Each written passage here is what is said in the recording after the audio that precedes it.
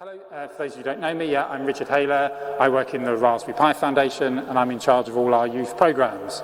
The Raspberry Pi Foundation, if you don't know, we're a global charity based in the UK, and our mission is to enable young people to realise their full potential through the power of computed and digital technologies.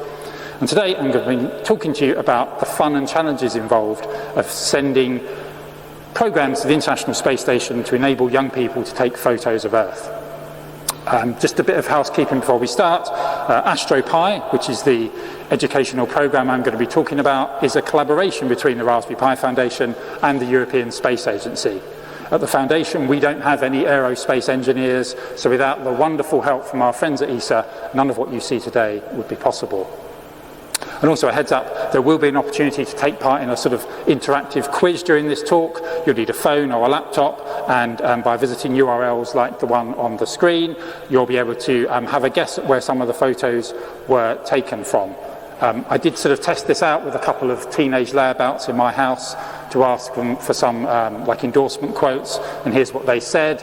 I think both those comments are quite fair, actually. Now we've got that sorted out, let's begin. If you were at EMF 2 years ago and came to my talk, you may know some of this, but just here's a quick recap for those of you not familiar with the programme or its history. Let's start with the International Space Station. I sometimes get a bit blasé because I sort of deal with it all the time, but it is a huge achievement, orbiting our planet at a breathtaking 17,500 miles an hour. This is an outpost of science and exploration and international collaboration. And it's a place where astronauts from around the world live and carry out experiments in microgravity. And of course, as any returning astronaut will tell you, and as we're going to see today, the views are amazing. The Astro Pi Challenge is a free annual educational program that gives young people from across Europe the opportunity to write computer programs which are run on the 2 Astro Pi computers on board the International Space Station. Those programs can be quite simple. If you're taking part in Mission 0, and you can see on this flight unit here, some of the pixel art that this year's entrants have sent up to space to be seen by the astronauts. Those are quite simple programs. Or if you're feeling more adventurous, you can enter Mission Space Lab, where this year's task was to try and calculate in real time the velocity of the International Space Station using only the cameras and other sensory data. So what kind of hardware? Well, on this photo you can see the original Mark I Astro Pi hardware, and I've got a replica flight unit here. The 2 that were sent to the space station were affectionately known as Ed and Izzy, and they first went up with Tim Peake. They were in operation on the space station until 2022, and they came back down to Earth the same year.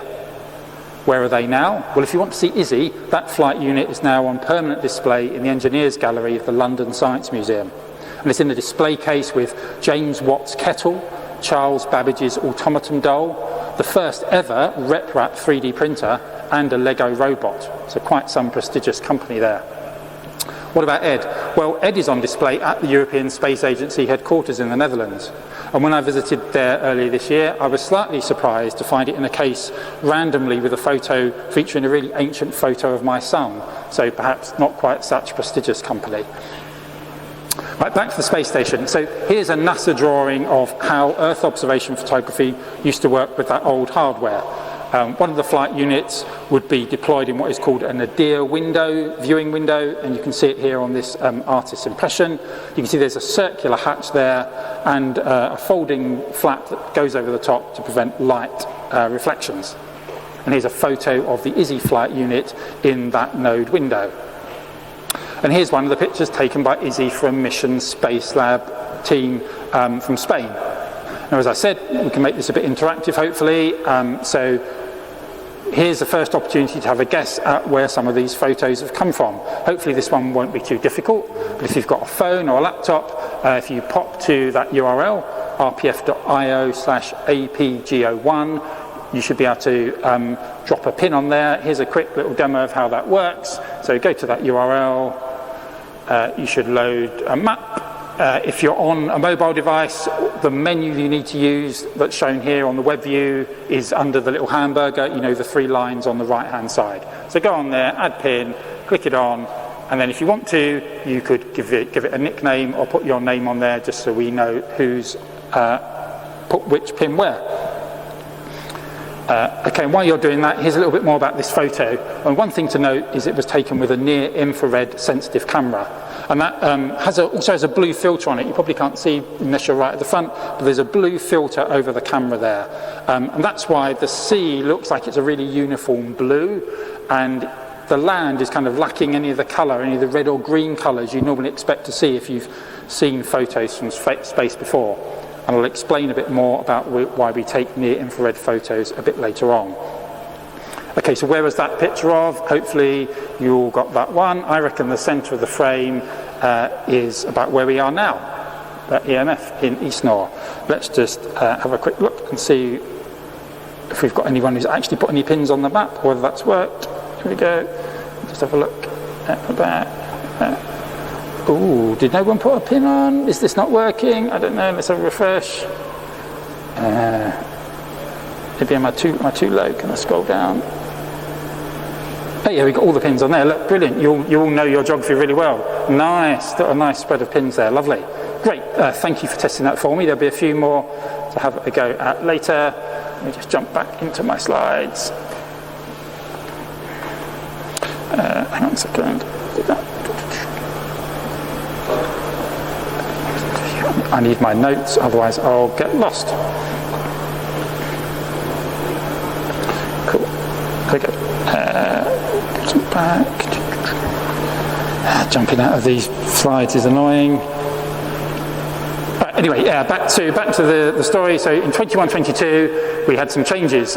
We sent up some new hardware to replace Ed and Izzy. They had the latest Raspberry Pi at the time, the Raspberry Pi 4. And they also had high-quality cameras and a version 2 SenseHat. Just a quick exploded view of what's inside the hardware. There you can see the Raspberry Pi with the SenseHat on top. And of particular importance is that high quality camera, because for the first time that enabled us to use real optical lenses, which meant we could get much better quality photos. And the other thing we changed is that we allowed people to take photos using the visible light camera and not just the near infrared camera, which had been possible up until then. Which meant we got lovely photos like this for the first time, able to see all the beautiful visible light colours of Earth, like this one here of the island of Vanuatu. However, not everything was perfect, and here there was a small problem with the near-infrared sensitive photography. Another change with the Mark II hardware was that instead of using a blue filter, we actually used a red one, which is why the colours in this photo look a bit different from the ones that we saw of the UK earlier. So the black-brown area, that's Lake Huron in North America, and this time the landmass and the vegetation is that kind of cyan component. But perhaps you can see in the middle of that picture, there's some concentric circles there. Now that's actually a reflection of the filter, the red filter that sits inside the lenses there. And although it didn't turn up in all the pictures that we saw, particularly when there was lots of bright light coming into the lens, we saw this effect and also that vignetted effect, the kind of halo around the edge of it there. As I say, it wasn't in all the pictures and it didn't spoil things completely, but it was an irritation for teams who were trying to do real-time processing, recognising features in the photos. They had to contend with this sort of ghosty image at the start of it. Why did that happen? Well, first of all, I'm really pleased that this gives me an opportunity to show one of my favourite photos, or rather artist representations from NASA. So what this photo to me shows is an astronaut who, I don't know, perhaps due to the effects of microgravity, is having some real problems with his backside. And maybe because of those problems, he's been encased in a blob of jelly. I'm not sure. So many questions. Anyway, that's not the important bit though. The important bit is this bit at the top. If we just zoom in on that, you can see the face that the flight unit sits up against is actually an internal window, and then the outside of the space station is further away. If you look at this thing I'm indicating with the red line, there's a significant thickness there. So there's a circular window at one end and a circular window at the other, so essentially it's like looking down a tunnel. And when we tested these things in the Earth, which was actually by pointing them out of my bedroom window at home, because this was all during the pandemic, we hadn't seen any of these reflective effects. But when we simulated the tunnel effect with some bits of cardboard from the Amazon boxes, we were able, when the sun was shining really brightly, to get those reflections. So great, we kind of understood why it was happening, but what could we do about it? And the other thing to say is that the reason you were seeing these reflections is because although I called it a red filter, it isn't actually a red colour. The surface of it is shiny. It's called a red filter because it's actually a dual bandpass filter. So it passes 2 wavelengths of light only, the red light and the near infrared. And actually, I've got one here. Let's see if this all, I don't know how this is going to be in here. If I've got one of the filters here, so it looks shiny and silver, but you can see if I shine some light through it, is that showing up red? Can anyone see that kind of thing? Yeah, it's coming through red. So it only passes red light there. Turn my torch off. Okay. So we knew what the problem was, but what could we do about it? These things are in space. Getting astronauts to do experiments for us is really time-consuming and unlikely. We weren't sure we'd have an option to get around it. But through talking to our friends at ESA, we've been, after a while, trying to find another window to deploy our Astro Pis in to do space photography. And because we were having these reflections, we finally got authorization to use WRF. Sorry, not that WRF, the Window Observational Research Facility. This is a special observation area in the International Space Station. The window there is like 50 centimetres in diameter, and it's actually made up of a number of panes of glass, which you can kind of, I think, see in that photo there. There's different layers there. There's an outside layer that can be replaced with a spacewalk if it gets damaged, and then several other layers that keep the space station pressurised. But you can see it doesn't have that thickness and it doesn't have that tunnel effect. So for the experiment, the year we've just had, for the first time we were able to deploy our Astro Pis in those windows, which meant, here's a picture of what that would look like, another artist's impression, and here are those flight units actually in there. And here is another picture from there. So for the first time we were seeing full frame pictures from space. Beautiful colours there with the visible light picture. Here's another opportunity to have a guess, RPF.io/APGO2. I think this is a lot trickier than the first one, but maybe the colours give it away a bit. You've got some reddy coloured land mass and some sort of azure tropical water stuff going on there. Has everyone had a go? Let's have a look, just to see if you got it right. This is actually the Wollonga Nature Reserve off the coast of Western Australia. I think the red landmass there gave that away. So if you got a pin dropped on there, well done. That was a tricky one. And here's another one to have a go at. This one here, again, it's a visible light photo. So the yellow colours, the sandy colours, are what you would actually see with the visible with your eye if you were looking at it there. Clearly, this is a region without a lot of greenery on there. And while you're doing that, if you go to rpf.io/APGO3, while you're doing that, I'm just going to draw your attention to some other features of this photo, which is these dirty marks. There's some black smudges in the photos, which we thought might be something on our lens, or maybe even on the sensor inside it. But we did check, and actually these are grubby marks on the WRF window in there. And actually, if you're a fan of the band The English Teacher, they've got a song out at the moment called Not Everybody Gets to Go to Space. And some of the lyrics in that are, because if everybody went to space, nobody would do any cleaning. And I think that's exactly what you're seeing here. Anyway, where in the world is this picture of? If you look at it that way round, that's the way you would normally see it on a map. And that is actually Dubai and the Persian Gulf and the Gulf of Oman. So well done if you got a good pin dropped in there. Finally, here's a third one, a bit easier one here. Again, I'm showing this picture because it's a lovely picture of a really famous place on Earth that hopefully people will get, but also because you can see, in addition to those grubby marks in the right-hand side, there's also what looks like a snail trail on it. I don't think they have snails on the ISS unless they're there for that tomato they lost a few weeks ago. But anyway, the windows are definitely dirty. Hopefully this one should be familiar to you all. There we go. Yeah, the very famous boot of Italy.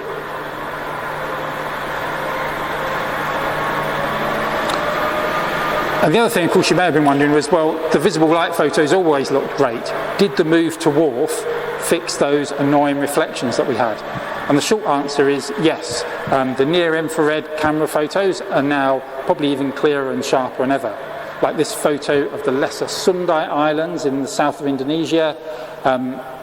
Having said that though, the move to WRF, as ever, with all the things we find on the International Space Station, did come with some other unexpected challenges. Because that window is a lot thinner than the big hatchway we were before, and because I mentioned the outside pane can be replaced, but it requires an astronaut to go on a spacewalk, they also have another shutter that can, at random points, close over the window. So this team got this surprising set of photos in their images there with the shutter closing off. I think at this time because there was another vehicle operating near the ISS, so they needed to close the window to protect it. And of course, the moment you've all been waiting for, the photobombing by the Canada robot arm, which bobs around outside the space station doing kind of space station-y things, and that appeared in a number of teams' photos. I don't think the teams were too disappointed though, because it's quite a cool set of imagery there. Including the picture I showed at the start, which is the Canada arm photobombing another lovely picture of the UK. This picture, obviously, as you can see by the cyan colour, was taken with a near-infrared camera, and I promised I'd explain a bit about why we use near-infrared photography.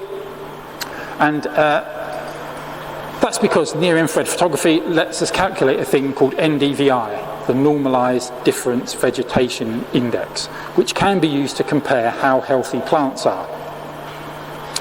Basically, the amount of near-infrared light that a plant reflects determines how healthy it is. So if your plant's green, it will reflect more of the near-infrared light and less of the visible red light. If it's a brown leaf, then that will reflect much less near-infrared and a lot more of the red light. Can anyone still hear me? I can barely see myself. That's kind of noisy, right? Okay.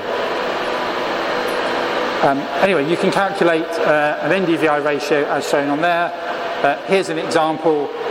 These weren't taken from Astro Pis, but these are pictures from the International Space Station of Northern Europe, taken in June. And because it's June, we've just had springtime, and all the plants are in full growth, so they're very green, and you can see here lots of healthy plants.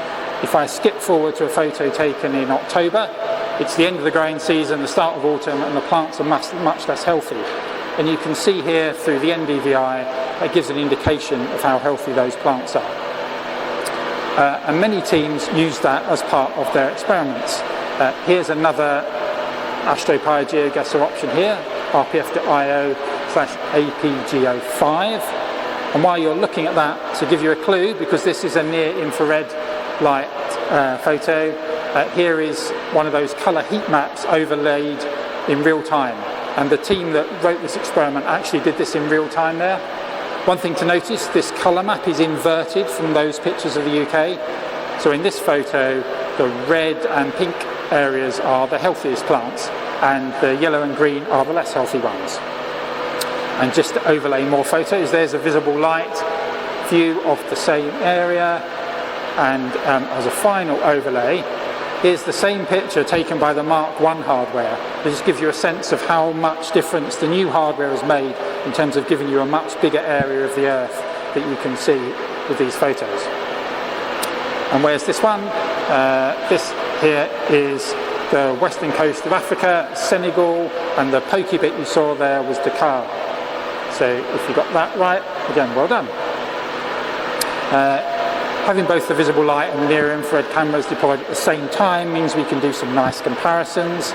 And here you've got a really nice picture of the coast of California, that's Baja there. And on the right-hand side of the frame you can see a load of clouds hugging the coastline. And there's a near-infrared picture overlaid as well. Again, you can see which areas correspond to the greenery and the luscious areas of growth. And finally, you can stick multiple frames together. I quite like this because it shows you just how fast the ISS is moving. These photos were taken about 5 seconds apart, and you see it takes about 1, 2, 3, 4, 5, 6, 7 to cover such large an area. And so our final GeoGuessr round, where do you think this is? RPF.io/APGO6. I think we should be all getting quite good at doing this now. Hopefully you'll have worked out this was the Red Sea, very distinctive shape there. If you want to see more photos taken from space, you can go to the Raspberry Pi Flickr. Just Google Raspberry Pi Flickr, and there's lots of albums on there full of photos taken as part of Mission Space Lab over the years. And finally, just to talk a bit about the impact we have through the Astro Pi program. Well, this year we had over 26,000 young people who were able to participate in Astro Pi, either by creating pixel art images to be shown to the astronauts or Mission Space Lab programs. So that means a total of young people who've been able to take part in this free-to-enter challenge since 2016 is over 137,000 people. Astro Pi has finished for this year. It's not running, but it will be back in September. So if you're interested in taking part, you can go to astropi.org. If unfortunately you're over the age of 19, you won't be able to take part directly yourself, but just like EMF, Astro Pi relies entirely on volunteers who help young people and mentor them through their creating and writing their experiments. So again, if you'd like to take part as a mentor, you could head along to your local school and volunteer there to run an Astro Pi session with the young people there. And you can email, as you can see there, inquiries@astropi.org. And that's all for me. Thank you very much.